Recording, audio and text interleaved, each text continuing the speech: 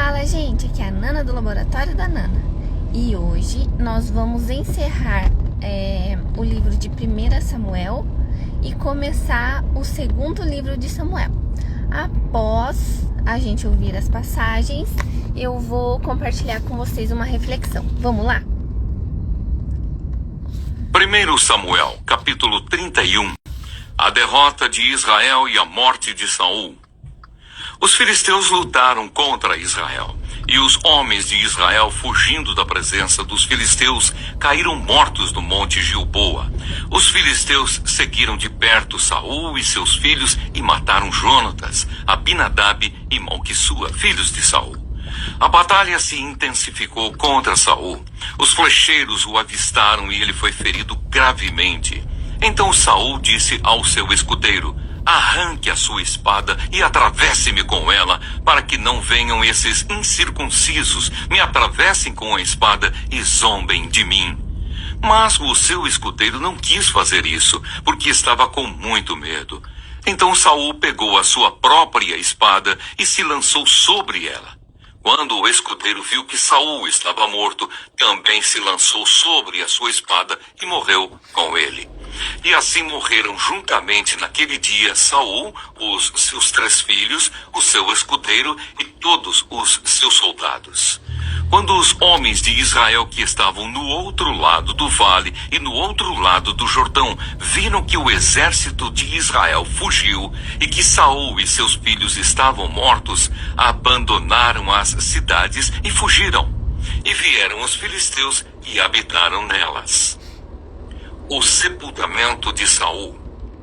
E aconteceu que no dia seguinte, quando os filisteus foram tirar os despojos dos mortos, encontraram Saul e os seus 3 filhos caídos no monte Gilboa.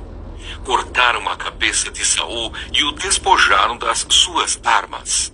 Enviaram mensageiros pela terra dos filisteus ao redor para levar as boas novas ao templo dos seus ídolos e ao povo. Puseram as armas de Saul no templo de Astarote e o seu corpo afixaram na muralha de Bet-sean. Quando os moradores de Jabes-Gileade ouviram o que os filisteus haviam feito com Saul, todos os homens valentes se levantaram, caminharam toda a noite, tiraram o corpo de Saul e os corpos de seus filhos da muralha de Bet-sean e os levaram a Jabes, onde os queimaram. Depois pegaram os ossos deles e os sepultaram debaixo de um arvoredo em Jabes e jejuaram 7 dias. O segundo livro de Samuel. 2 Samuel, capítulo 1. Davi recebe a notícia da morte de Saul. Depois da morte de Saul, quando Davi tinha voltado de derrotar os amalequitas e já estava 2 dias em Ziclag, aconteceu que no 3º dia veio do arraial de Saul um homem com as roupas rasgadas e terra sobre a cabeça. Ao chegar diante de Davi, ele se inclinou, prostrando-se em terra. Davi lhe perguntou: de onde você vem? Ele respondeu: fugi do arraial de Israel. Então Davi disse: como foi isso? Conte-me o que aconteceu. O moço respondeu: o povo fugiu da batalha e muitos foram mortos. Saul e seu filho Jonatas também morreram. Davi perguntou ao moço que lhe trazia as notícias: como você sabe que Saul e Jonatas, seu filho, estão mortos? Então o moço portador das notícias disse: cheguei por acaso ao monte Gilboa e eis que Saul estava apoiado sobre a sua lança, e os carros de guerra e a cavalaria se aproximavam dele. Olhando ele para trás, me viu e me chamou. Eu disse: eis-me aqui. Ele me perguntou: quem é você? Eu respondi: eu sou amalequita. Então ele me disse: venha aqui e me mate, pois me sinto vencido de cãibra, embora ainda esteja bem lúcido. Então me aproximei dele e o matei, porque eu sabia que ele não viveria depois de ter caído. Peguei a coroa que ele tinha na cabeça e o bracelete e os trouxe aqui ao meu senhor. Davi manda matar o amalequita. Então Davi rasgou as suas próprias roupas e todos os homens que estavam com ele fizeram o mesmo. Prantearam, choraram e jejuaram até a tarde por Saul, por Jonatas seu filho, pelo povo do Senhor e pela casa de Israel, porque tinham caído à espada. Então Davi perguntou ao moço, portador das notícias: de onde você é? Ele respondeu: sou filho de um homem estrangeiro, amalequita. Davi lhe disse: como você não temeu estender a mão para matar o ungido do Senhor? Então Davi chamou um dos moços e lhe disse: vá até lá e mate-o. Ele foi e o matou, enquanto Davi dizia: o seu sangue caia sobre a sua cabeça, porque a sua própria boca testificou contra você, dizendo: matei o ungido do Senhor. A lamentação de Davi por Saul e Jonatas. Davi pranteou Saul e seu filho Jonatas com esta lamentação. E ele ordenou que se ensinasse aos filhos de Judá o hino ao arco, que está escrito no livro dos justos. A sua glória, ó Israel, foi morta sobre os seus montes, como caíram os valentes. Não anunciem isso em Gate, nem o publiquem nas ruas de Asquelon, para que não se alegrem as filhas dos filisteus, nem saltem de contentamento as filhas dos incircuncisos. Montes de Gilboa, que sobre vocês não caia nem orvalho, nem chuva, nem haja aí campos que produzam ofertas, pois neles foi profanado o escudo dos valentes, o escudo de Saul, que nunca mais será ungido com óleo. Sem sangue dos feridos, sem gordura dos valentes, nunca se recolheu o arco de Jonatas, nem voltou vazia a espada de Saul. Saul e Jonatas, queridos e amáveis, nem na vida nem na morte se separaram. Eram mais lixeiros do que as águias, mais fortes do que os leões. Filhas de Israel, chorem por Saul. Ele as vestia de rico escarlate e enfeitava com ouro as roupas de vocês. Como caíram os valentes no meio da batalha. Jonatas sobre os montes foi morto. Estou angustiado por sua causa, meu irmão Jonatas. Você era amabilíssimo para comigo, excepcional era o seu amor, ultrapassando o amor de mulheres. Como caíram os valentes e pereceram as armas de guerra. Segundo Samuel, capítulo 2. Davi é ungido rei de Judá. Depois disto, Davi consultou o Senhor, dizendo: devo ir a alguma das cidades de Judá? E o Senhor respondeu: vá sim. Davi perguntou: para onde devo ir? O Senhor respondeu: para Hebrom. Davi foi para lá, levando consigo as suas duas mulheres, Ainoã, a jezreelita, e Abigail, a viúva de Nabal, o carmelita.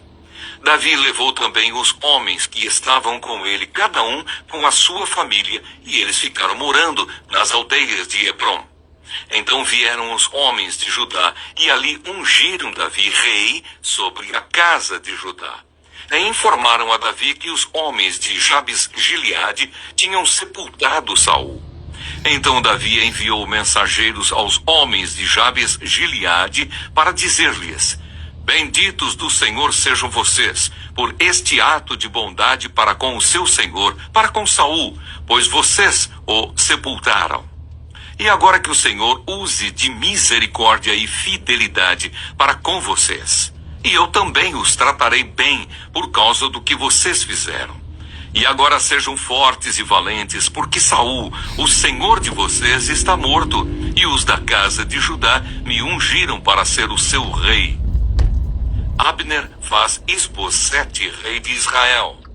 Abner, filho de Ner, capitão do exército de Saul, levou Isbosete, filho de Saul, para Maanaim, e o constituiu rei sobre Gileade, sobre os Assuritas, sobre Jezreel, Efraim, Benjamim e sobre todo o Israel.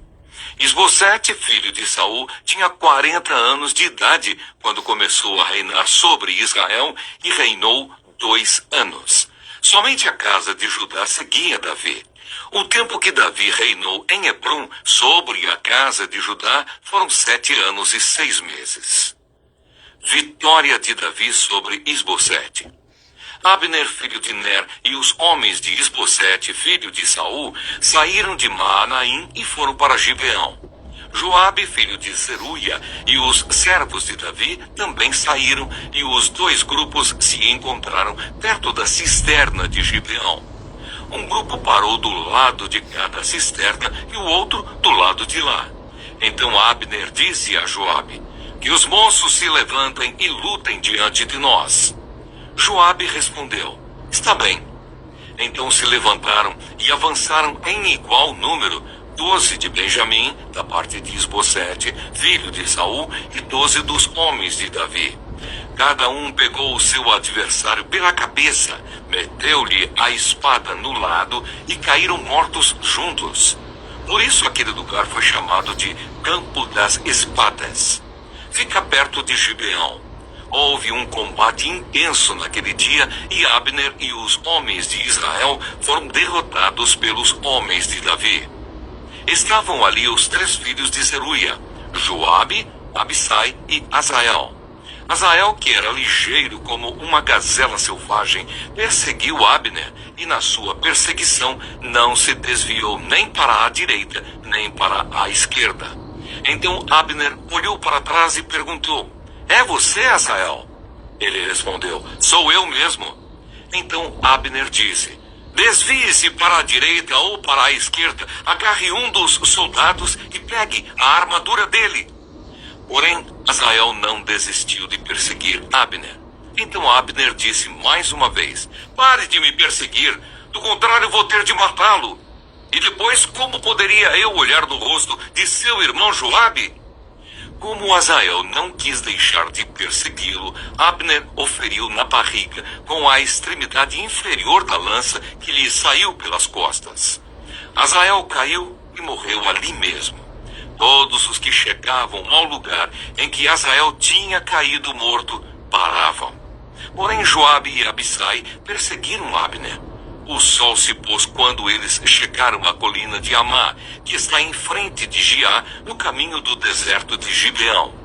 Os filhos de Benjamim se reuniram em volta de Abner, formando uma só tropa, e se puseram no alto de uma colina.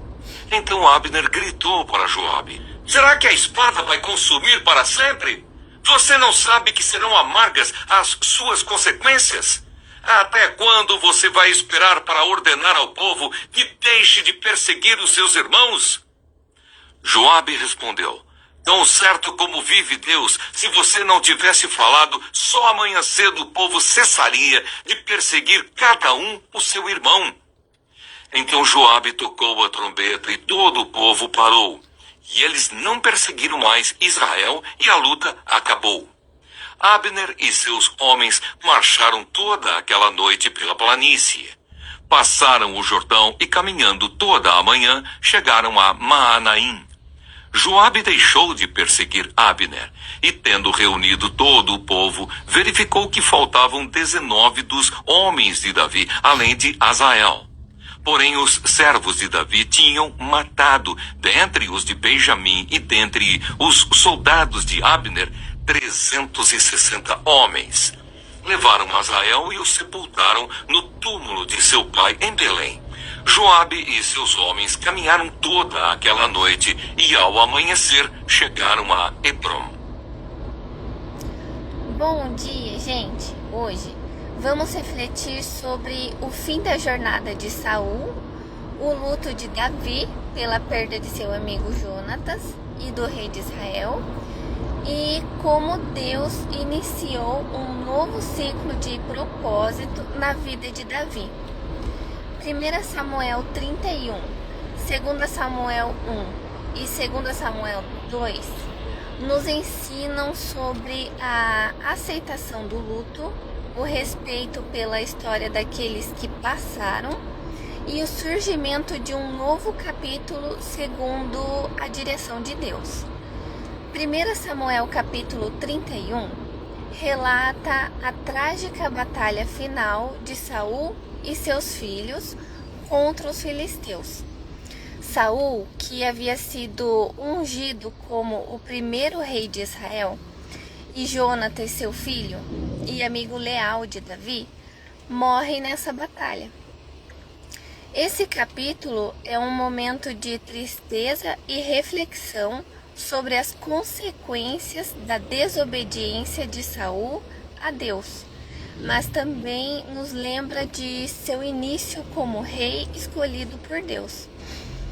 Essa passagem nos ensina que nossos caminhos têm consequências e que Deus sempre tem um plano, mesmo em meio à perda e ao fim de ciclos. Saul teve a oportunidade de seguir a direção de Deus, mas escolheu seu próprio caminho, o que nos lembra da importância de sermos obedientes e sensíveis à voz de Deus. 2 Samuel capítulo 1 nos mostra a reação de Davi ao saber da morte de Saul e Jonatas. Mesmo perseguido por Saul, Davi honra sua memória e lamenta profundamente a perda de Jonatas, seu amigo fiel. Ele compõe um lamento expressando sua dor e respeito pelos dois. Davi não celebra a morte de seu inimigo, mas lamenta com sinceridade, demonstrando um coração compassivo e honrado. Esse capítulo nos ensina a importância do luto e do respeito, mesmo por aqueles que podem ter nos causado sofrimento. Davi nos mostra que devemos honrar a história e as pessoas que fizeram parte de nossa jornada, reconhecendo o valor que elas tiveram, independente das dificuldades enfrentadas. 2 Samuel capítulo 2 marca o início do reinado de Davi sobre a tribo de Judá. Após o luto, Davi consulta a Deus sobre o próximo passo e Deus o envia a Hebrom, onde ele é coroado rei de Judá. Esse é o início de um novo ciclo em que Deus começa a cumprir sua promessa de fazer de Davi o rei sobre todo o Israel. Esse capítulo nos ensina que, mesmo após períodos de perda e luto, Deus tem um propósito e uma nova direção para as nossas vidas.